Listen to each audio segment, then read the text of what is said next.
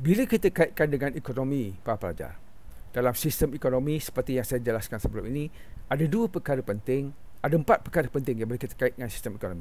Pertama, dari segi tanah. Siapakah yang memiliki tanah? Ini dalam sistem ekonomi feudal, sudah pasti yang memiliki tanah adalah maharaja, emperor, tenno, ataupun maharaja Cina. Ataupun raja yang berkuasa mutlak di Perancis, ataupun raja-raja di Eropah yang lain, Jerman, di England, Belanda dan sebagainya. Jadi tanah itu milik tuan tanah yang dipanggil lord, ataupun vassal. Ini dalam sistem ekonomi feudal. Dan kadang ini berubah nanti mengikut abad sampai 18, abad ke-19. Okey, dalam sistem ekonomi ini yang kedua adalah masyarakat. Masyarakat feudal. Bila kita sebut masyarakat feudal, masyarakat yang berhierarki tadi. Ini daripada lord, vassal, serf. Okey, kemudian di Jepun tu kita boleh kaitkan Jepun dengan China tu, itu baik boleh kaitkan dengan maharaja, shogun, daimyo dan juga akhir sekali adalah saudagar, petani, petukang, saudagar dan sebagainya. Itu juga di China, sama. Okay. Jadi dalam sistem ekonomi yang diamalkan pada waktu ini, dalam sistem ekonomi feudalisme, adalah ekonomi tradisional dan ekonomi moden. Bezanya senang saja, Pak Pelajar. Bila kita sebut ekonomi tradisional, ia melibatkan kegiatan ekonomi secara sara diri. Maksudnya menjalankan kegiatan ekonomi seperti penanaman padi, gandum, barley dan sebagainya, secara untuk keperluan sendiri saja, sara diri. Ini bukan mahukan lebihan. Ini ada sikit lebihan untuk mereka tukar dengan barang lain. Biasanya mereka menjalankan tanaman makanan, menjalankan kegiatan tradisional ini secara tukar barang, dan mereka menggunakan peralatan ataupun teknologi yang tradisional, cangkul, tajak dan sebagainya.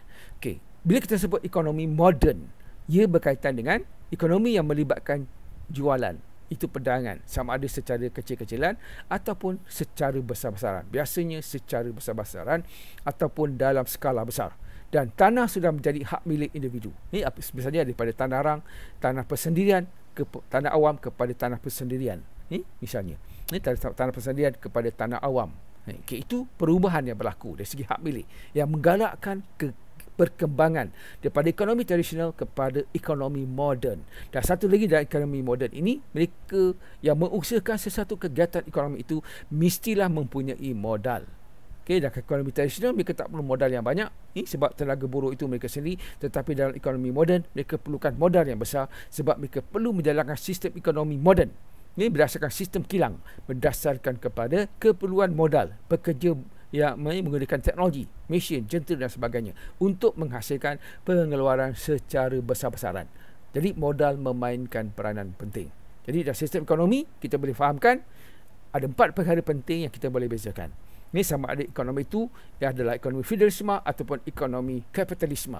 Ini di mana dari segi tanah hak milik siapa. Bagaimana tanah itu diuruskan. Adakah tanah sebebas sekarang untuk memiliki tanah? Dulu mereka hanya mengerjakan tanah milik vasal. Itu perubahan, perkembangan yang berlaku dalam sistem ekonomi. Jadi masyarakat feudal itu sudah makin lama semakin berkembang. Jadi masyarakat yang berhierarki itu akhirnya tidak lagi terikat dengan hierarki. Jadi ekonomi feudalisme ini semakin berkembang. Daripada ekonomi yang bersifat tradisional kepada ekonomi moden yang menggalakkan pengeluaran secara besar-besaran. Berdasarkan kemampuan mereka dari segi modal, dan mereka mampu untuk meminjam ataupun mendapat pelaburan daripada pengusaha-pengusaha yang lain, pemodal-pemodal, ataupun dengan membuat pinjaman daripada bank dan sebagainya. Ini semua menggalakkan apa yang dikatakan sebagai perkembangan ekonomi moden yang berasaskan keuntungan dan ekonomi yang bersifat pasaran bebas. Itulah dari segi ekonomi ataupun sistem ekonomi yang boleh kita kaitkan sama ada ekonomi itu bersifat feudalisme ataupun bersifat kapitalisme.